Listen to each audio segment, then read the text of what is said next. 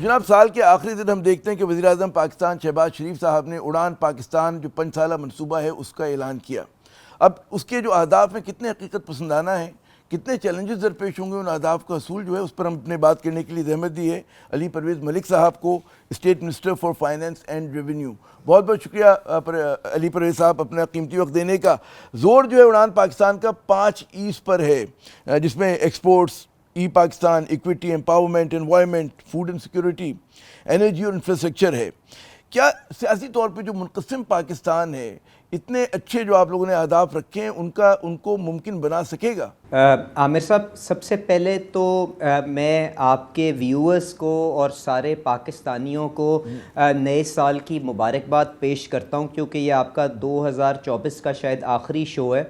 اور اس کے ساتھ ساتھ یہ بھی دعا گو ہوں کہ اللہ تعالیٰ اس ملک کے اندر سیاسی استحکام لے کے آئے اور ہم اس معیشت کو ایک سسٹینیبل اور ایک انکلوسیو گروتھ کے پاتھ کے اوپر ڈال سکیں. آمین آمین. تو جہاں تک آپ نے بات کی کہ اڑان پاکستان کے جو آبجیکٹیوز ہیں آپ کس طرح سے حاصل کریں گے, تو میں آپ سے یہ گزارش کروں گا. دیکھیں, پہلی بات تو یہ ہے کہ یہ ایک سفر ہے جس کا ہم آغاز کرنے جا رہے ہیں, اور اگر ہم تھوڑا سا ہسٹری کے اندر جائیں تو میرے خیال سے یہ جو ڈیفالٹ کے ہم بالکل کنارے پہ کھڑے ہوئے تھے, وہاں سے پاکستان نے ایک بڑے مشکل مرحلے کے تھرو گزرتے ہوئے, جس کے اندر عوام نے بے پناہ قیمت اس استحکام کو حاصل کرنے کی دی ہے, ہم نے اسٹیبلٹی کو حاصل کیا ہے. اور آئی ایم ایف کا جب پروگرام ہم نے حاصل کیا تو اس سے ہم نے اسٹیبلٹی کو شاید اینکر کر دیا ہے. آج جس کام کا آغاز شہباز شریف صاحب نے اڑان پاکستان کی شکل میں کیا وہ یہ ہے کہ ہم وہ رستہ, ہم اس جرنی کا آغاز کرنے جا رہے ہیں جو پاکستان کو ایک جامع, جس کو آپ انگریزی میں انکلوسیو کہتے ہیں, ریزیلینٹ, جو آپ کی, کیونکہ آپ جانتے ہیں کلائمیٹ چینج ایک بہت بڑی ایک حقیقت ہے جس سے ہمارے ایگریکلچر کے شعبے کے اندر بے پناہ چیلنجز ہیں, اور اس کے ساتھ ساتھ دیر پا ترقی دے سکیں, کیونکہ پاکستان نے پیچھے 24-25 دفعہ وہ بوم اینڈ بسٹ سائیکل تو دیکھیں, پر ہم شاید وہ بنیادی اصلاحات نہیں کر سکے جس سے آپ اپنا پوٹینشیل گروتھ ریٹ جو معیشت کا ہے, جس سے آپ کی معیشت اوور ہیٹ نہ ہوتی ہو, جب آپ ایکسلریٹر کے اوپر پیر رکھیں آپ شاید اس کو بڑھا نہیں سکے. تو آج ہم نے اس سفر کا آغاز کیا ہے, اور آج جس چیز کے اوپر شہباز شریف صاحب نے اپنی تقریر کے اندر جو سٹریس کیا ہے میرے خیال سے وہ یہ ہے کہ یہ اڑان پاکستان کے وہ بنیادی پلرز کون سے ہیں جس کے اوپر آپ اپنی معیشت کا قبلہ درست کرنے جا رہے ہیں. تو میرا نہیں خیال کوئی ایز سچ وہاں پہ کوئی ٹارگٹس کوانٹیفائیبل شکل میں آپ نے رکھے ہیں, کیونکہ شاید ان ٹارگٹ سے زیادہ ضروری یہ ہے کہ آپ قبلہ درست کریں. کیا پاکستان, اور اس میں جو چند جو پلرز تھے جن کی انہوں نے نشاندہی کی میں آپ کے سامنے پیش کر دیتا ہوں. دیکھیں, ایکسپورٹس کی انہوں نے بات کی ہے, اور پاکستان ان چند ممالک میں سے ایک ملک ہے جس کی ایکسپورٹس کی شرح جی ڈی پی کے حصے کے طور کے اوپر کم ترین ہے. اور جب ہم ایکسپورٹس کو بڑھانے کی بات کرتے ہیں, یہ کوئی ایک نمبر نہیں ہے یا کوئی ایک بٹن نہیں ہے جس کو ہم آن کریں گے اور ایکسپورٹس بڑھ جائیں گی. یہ آپ کی معیشت کی کمپیٹیٹیونیس کے اندر ایک آپ کو جھلک دکھاتا ہے. تو آپ کو اپنی معیشت کی کمپیٹیٹیونیس ٹھیک کرنی ہے, جس کے اندر انہوں نے آپ کو ٹیرف ریشنلائزیشن پروگرام کی بات کی, ٹیکسیشن ریفارم کی بات کی, انرجی سیکٹر ریفارم کی بات کی. تو ایک بنیادی پلر ہے جس کی انہوں نے آج بات کی. ایک منٹ میں اس سے پہلے کہ آپ دوسرے نقطے پر آئیں, آپ نے کہا ٹیکس ریفارمز کی آپ نے بات کی, تو ٹیکس ریفارمز کا ابھی جیسے کہ اورنگزیب صاحب نے بھی کہا تھا کہ ایف بی آر بالکل کام نہیں کر پا رہا. کیا ہم یہ سمجھیں کہ آنے والے دنوں میں آپ کی کوشش ہوگی کہ ٹیکسز کا بوجھ کم کیا جائے؟ انرجی سیکٹر ریفارمز کا مطلب کیا یہ ہوگا کہ جی انرجی پرائسز جو ہیں, بجلی کی قیمتیں کم ہوں؟ کیا ہوگا اس کا طریقہ واردات, کیا ہوگا؟ دیکھیں عامر صاحب, بالکل آپ نے ٹھیک کہا, اصلاحات کا قطعاً یہ مقصد نہیں ہوتا کہ آپ اپنے خساروں کو پورا کرنے کے لیے قیمت مہنگی کر دیں, جو مجبوراً شاید ہمیں کرنی پڑی, کیونکہ ہمارا آئی ایم ایف کے ساتھ 70 سال کا ایک ڈسٹرسٹ موجود تھا کہ ہم نے پہلی قسط کو حاصل کرنے کے لیے ہر قسم کے وعدے کیے اور اس کے بعد شاید کہیں بھٹک گئے. تو اس لیے ہمیں میتھس کو ورک کرنے کے لیے تو شاید یہ مشکل فیصلے کرنے پڑے کہ ریٹوں کو بڑھانا پڑا, سب کچھ کرنا پڑا, پر اصلاحات کا بنیادی نقطہ یہ ہے کہ آپ چوری اور جو پلفریجز ہیں ان کو اوور کم کر کے سسٹم کی کاسٹ کو ریڈیوس کریں تاکہ سسٹم ایک لوور لیول کے اوپر کلیئر آؤٹ ہو جائے. تو یہی وہ ڈائریکشن ہے جس کی طرف آپ نے جانا ہے. اور اگر آپ نے پچھلے جمعرات کو دیکھا ہو جو 26 دسمبر کو فائنانس منسٹر صاحب اور میں نے جو پریس کانفرنس بھی کی تھی جو ایف پی آر کی ڈیجیٹلائزیشن کے اوپر تھی کہ آپ کس طرح سے ماڈرن ٹول کے ذریعے اپنی وائڈننگ کی ایکسرسائز کو آگے لے کے چل رہے ہیں, آپ کس طرح سے ٹریک کر رہے ہیں کہ کون وہ لوگ ہیں جن کے پاس 3 گاڑیاں ہیں, 3 گھر ہیں, کریڈٹ کارڈ کا سپینڈ ہے اور سالانہ 10-12 لاکھ روپے وہ اپنے پروفٹ کے اوپر اپنے ڈپازٹس کے اوپر بینکوں کے منافع لیتے ہیں اور آج ان کو ہم کس طرح سے ڈاکیومنٹ کرنے جا رہے ہیں. ہم نے وہاں پہ اس چیز کی بھی نشاندہی کی کہ ہم اپنی سپلائی چین کو, ریٹیلرز کو, ہول سیلرز کو کس طرح سے 236G اور H کے ڈیٹا کی مدد سے اس ڈیٹا کو مائن کر کے ہم ان کو ٹیکسیشن کی فولڈ میں لانے کی کوشش کریں. ہم کس طرح سے صوبوں کی مدد کے ساتھ مل کے پاکستان میں پہلی دفعہ جو کاشتکاری کا جو ہمارے جو زرعی ہمارے ساتھی ہیں جو منافع بخش کاروبار کرتے ہیں ان کو کس طرح سے ٹیکس نیٹ میں لانے کی کوشش کریں. تو یقیناً جب وائڈننگ ہوگی تو پھر ہی ریٹ کم ہو سکتے ہیں, ورنہ unfortunately the maths will not work. اچھا ایک ضمنی سوال میں نے کہا پوچھ لوں آپ سے, پھر اس سے بعد اگلے سوال پہ آتے ہیں. آپ نے کہا جی ڈیٹا مائننگ ہم کریں گے, ڈیٹا تو عرصے سے موجود ہے ہمارے پاس, ہمارے سے مراد حکومت کے پاس ہے. آپ مطلب ہے ایئرپورٹ پہ بھی جاتے ہیں انہیں پتہ ہوتا ہے کہ آپ کی سال کا 4تھا ٹرپ ہے, 6ٹھا ٹرپ ہے, ہر چیز موجود ہے. پولیٹیکل ول کی کمی نہیں رہی ہمیشہ کہ جہاں پر جو ہے آپ ان لوگ آپ میں بتاؤں میں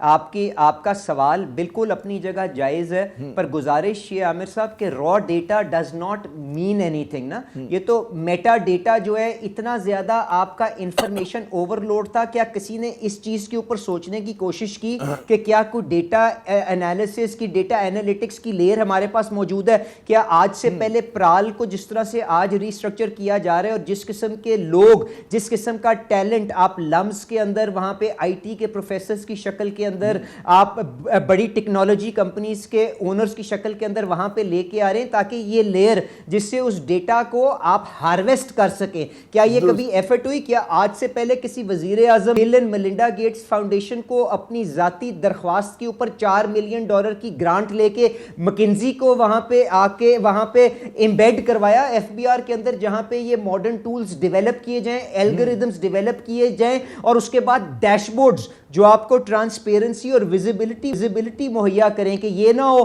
کہ آپ لوگوں کو مائن تو کر لیں, پتہ چل جائے کہ عامر ضیاء صاحب کے بچے کہاں پہ پڑھتے ہیں, کیا کیا ان کا لائف سٹائل ہے, پر اس کے بعد جب نوٹس فیلڈ کے اندر جائے تو عامر ضیاء صاحب یا جو بھی ساتھی ہے آگے سے 5,000 روپے اس فیلڈ فارمیشن کے آفیسر کی جیب میں دے اور وہ ردی کی ٹوکری میں نوٹس چلا جائے. تو آج وہ ڈیش بورڈز کے all the way from identification till the money is actually deposited into the exchequer, یہ سارے ڈیش بورڈز ہم نے جمعرات کو وہاں پہ شوکیس کیے. تو ہم تو کوشش کر رہے ہیں ریاست کے اداروں کے ساتھ مل کے, صوبائی حکومتوں کے ساتھ مل کے اس کام کو ایک انسٹیٹیوشنل انداز میں آگے لے کے چل سکیں. جی پرویز ملک صاحب, ایک تو آپ کے ماشاءاللہ جوابات بہت ہی تفصیلی اور بڑے مزیدار ہیں, مگر مسئلہ یہ ہوتا ہے کہ ہمارے پاس وقت کی کمی, ایک اور آپ کے ساتھ میں پورا پروگرام کروں گا. میں چاہوں گا آخری 2-3 منٹ میں 2 اہم سوال ہو جائیں. سوال تو ہمارے پاس بے شمار ہے اور مجھے پتہ ہے آپ کے پاس اس کی انفارمیشن بھی بہت ہوگی. ایک تو یہ مقدس گائے کہ ٹھیک ہے آپ کے پاس ڈیٹا بھی آ گیا, آپ نے اس کو انالائز بھی کر لیا, لیکن پھر کچھ مقدس گائے ہے کہ جس کو حلال نہیں ہوتی, تو کیا کرنے کے لیے تیار ہوں گے آپ ایک اس کی اگر کوئی مثال بھی دے دیں تو میں میرے خیال سے بہتر انداز میں جواب دے سکتا ہوں. دیکھیں ہمارے ریٹیلرز کی بات ہو رہی ہے. اچھا اسی طرح آپ کی جو جاگیردار ہماری ایگریکلچر ٹیکس ہے اس کی اگر ہم بات کریں, یہ لوگ کبھی نہ کبھی کہیں نہ کہیں طریقے سے نکل جاتے ہیں. بھائی چلیں, آپ نے بالکل مثال دے دی. میری آپ سے نہایت ہی آج میں نے آپ کو پہلے سوالوں میں جواب دیا اس کو ذرا غور سے دوبارہ دیکھیے گا. میں نے بالکل آپ سے کہا کہ ہر معیشت کا جو وہ سیگمنٹ ہے اس کو اپنے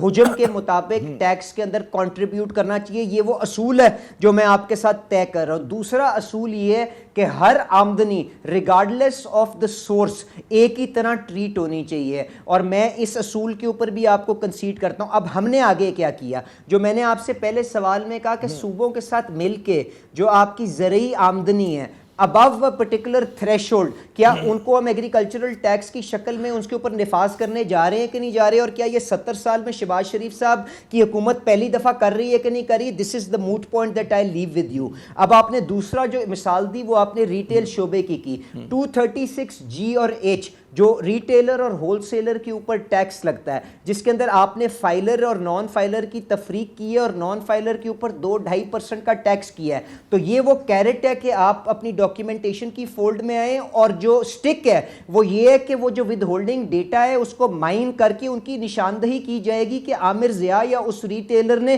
کتنے روپے کا کاروبار کیا ہے, اور اس کو اس ڈیش بورڈ کے ذریعے ہم فائلر بنانے جا رہے ہیں. This is the other improvement that we are doing. تو بالکل ہر معیشت کو شعبہ جس کا جو بھی کنٹریبیوشن ہے جی ڈی پی کے اندر اس کو اپنا بوجھ کرنا ہے, بوجھ اٹھانا ہے, تاکہ ہم تنخواہ دار اور مینوفیکچرنگ پہ بوجھ کام کر سکیں. آپ نے تیسری مثال دی پراپرٹی کی, تو یہ جو ابھی بجٹ گزرا ہے اس کے اندر مجھے بتائیں کسی اور بجٹ کے اندر کیا آپ نے ڈیولپرز کو, کیونکہ وہ اپنی کتابوں کے اندر اپنی آمدنی نہیں دکھاتے, تو ڈیمڈ انکم کسی اور جگہ کے اوپر کسی اور بجٹ میں امپوز ہوتے دیکھی ہے؟ ہم نے 15% ان کا پروفٹ ازیوم کر کے ڈیمڈ انکم ٹیکس ڈیولپروں کے اوپر لگایا ہے. اس کے ساتھ ساتھ سارے ویلیویشن کے ٹیبلز چینج کیے ہیں. اس کے علاوہ ساری کی ساری صوبوں کے ساتھ مل کے پراپرٹی ٹیکسیشن کی رجیم کو ہارمونائز کر رہے ہیں کہ آپ ویلیویشن ٹھیک کر لیں اور ٹرانزیکشن کاسٹ کو ریڈیوس کر دیں, اور یہ جو کالا دھن پارکنگ لاٹ کے طور پہ جا کے پراپرٹی میں ڈمپ ہوتا ہے اس کو نکال کے پروڈکٹیو یوز میں ڈال سکیں. تو یہ جو ساری کی ساری فائنینشیل انکلوژن کی اسٹریٹجی جس میں انٹرسٹ ریٹس کو بڑھانا, بینکوں کے اندر ڈپازٹس کو بڑھانا, یہ سارے کا سارا ایک جامع منصوبے کے تحت ہو رہا ہے, اور جس کے فوائد آپ کو پروڈکٹیو یہ جو آپ کے انویسٹمنٹ کے ایونیوز ہیں, چاہے سٹاک مارکیٹ ہو چاہے آپ کی بینک ڈپازٹس ہو, مجھے خطا کلامی کرنے سے بس مجھے آخری ایک چھوٹا سا 20-30 سیکنڈ میں, آپ لوگوں نے یہ دعویٰ کیا یا یہ ارادہ آپ نے ظاہر کیا کہ ایکسپورٹس کو ہم دگنا کریں گے. اچھا, دگنا کرنے کے لیے آپ کو پتہ ہے کہ یورپین یونین ہمارے لیے بڑا اہم ہے, امریکہ بڑا اہم ہے, EU کی ہم دیکھتے ہیں کہ انہوں نے اپنے خدشات کے اظہار کیا فوجی کوڈز کے حوالے سے, اور GSP+ ابھی ہمارا وہاں پہ ریویو ہونا ہے. آپ کے خیال میں اس کنسرن کو کیسے ایڈریس کیا جائے گا؟ مختصر اگر آپ جواب دے سکیں. جی دیکھیں,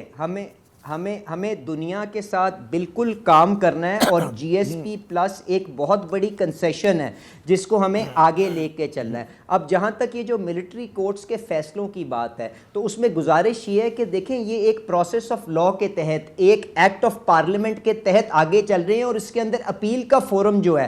آپ کے پاس ہائی کورٹ کے اندر بھی موجود ہے اور سپریم کورٹ کے اندر بھی موجود ہے. اور اگر آپ وہاں پہ رائٹ آف اپیل کسی کے پاس موجود ہوگا تو میرا نہیں خیال کہ اس پہ اس قسم کے کوئی خدشات ہوں گے. اگر ایسے کوئی کرائمز کمٹ ہوئے ہیں جس کے اندر ملٹری کی کوئی آپ کی کلوزز انووک ہوتی ہیں as per the law of the land, تو آئی ایم شیور میرا سوال یہ تھا کہ جو آپ اپنے جو انٹرنیشنل کے جو کنسرنز ہیں, تحفظات ہیں, آپ لوگ سمجھتے ہیں کہ ان کو دور کر لیں گے؟ یہی میرا سوال تھا. دیکھیں اس میں جو کلوز کی وہ بات کریں اس میں شاید ان کا گریونس یہ ہے کہ پبلک ٹرائل نہیں ہوئے. تو چلیں اگر پبلک ٹرائل نہیں ہوئے اور ان کے پاس اپیل کے فورمز موجود ہیں جو آپ کے سول کورٹس کے اندر اور ہائی کورٹس کے اندر موجود ہیں, تو وہاں پہ وہ خود دیکھ لیں گے کہ کیا, تو خود وہ دیکھ لیں گے کہ جی کیا ایویڈنس موجود تھا. اور یہ تو سارے وہ لوگ ہیں عامر صاحب جن کی ویڈیو ایویڈنس موجود ہے, اور میرے خیال سے میڈیا کے اندر وہ آپ لوگوں کی سکرینز کی زینت بن چکی ہے کہ کون آدمی کون سی وردی پہن کے پھر رہا ہے. میں چاہتا کہ میں آپ سے اور ہم ڈھیروں سوال کرتے. بہت بہت شکریہ, تشنگی رہ گئی. ناظرین ان سے بہت سارے اس پوری جو پلان ہے اڑان پاکستان کو, اس کی تف سکتی تھی, لیکن کیا کیا جائے کہ سیگمنٹ کا وقت ختم ہوتا ہے. ہمیں یہاں پہ چھوٹا سا وقفہ لیتے ہیں, اس کے بعد دوبارہ حاضر ہوتے ہیں.